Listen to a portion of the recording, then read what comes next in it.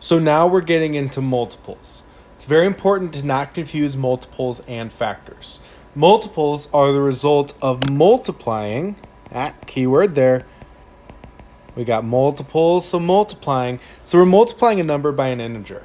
So for example, the multiples are 3, so I could do like 3 times 1 is 3. 3 times 2 is 6. 3 times 5, 15. All right, so it's what happens when I multiply 3 by another nice number. Okay, and just like with factors, how we had greatest common factor, for multiples, we have the least common multiple. And that is the smallest multiple that's shared between two or more numbers. So for example, the multiples of 3, 6, 9, 12, 15, 18, 21, blah, blah, blah, blah, blah, blah, blah, so on and so forth. And then 5, 10, 15, 20, 25, 30. The least common multiple is going to be the smallest number that 3 and 5 both go into. Okay, and that smallest number is 15. 15 is the smallest shared number. Okay, and this kind of works differently than the factors, because if you remember, the greatest common factor had to be, I'll just scroll up, the greatest common factor had to be smaller than or equal to the smallest number. All right, next up, the least common multiple has to be bigger than or equal to the bigger number. And that should also make a little bit of sense. All right, the bigger number cannot become smaller to become a multiple of the smaller number. Okay? So like 6 and 8. If I don't need to technically find both, but I'm going to do that just so we can start to see. The multiples of 6. We've got 6, 12, 18, 24, 30, 36, so on and so forth. All right, but what about 8? 8, we've got 8, 16, 24, 32, 40, so on and so forth.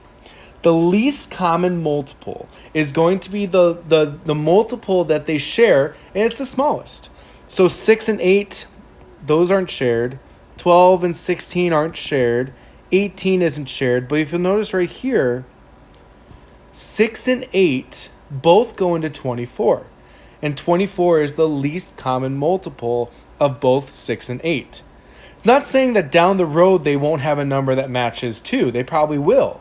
But 24 is the smallest number that they both go into.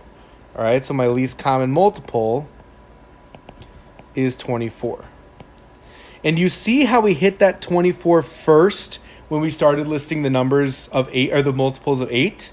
That's why we only need to find the multiples of the biggest number and then compare those to the other numbers involved. So like with letter B, 5, 6, and 12, well, let's start finding the multiples of 12, the biggest number. We've got 12, 24, 36, 48, 60, 72, so on and so forth. So now let's start going through it. Does 5 go into 12? No. Does 5 go into 24? No. 5, 36? It doesn't end in a 0 or a 5. 5 only goes in those numbers. What about 5 going into 48? Nope. 5 going into 60? Well, 5 does. Okay, 5 times 12 is 60. What about 6? Does 6 go into 60? Yes, 6 times 10 is equal to 60. All right, so the least common multiple of 5, 6, and 12 is going to be 60. Once again, there's going to be multiples down the line after 72 that they share, but the least common multiple is 60. All right, these ideas of greatest common factor and least common multiple are going to help us when we start working with fractions in our next video.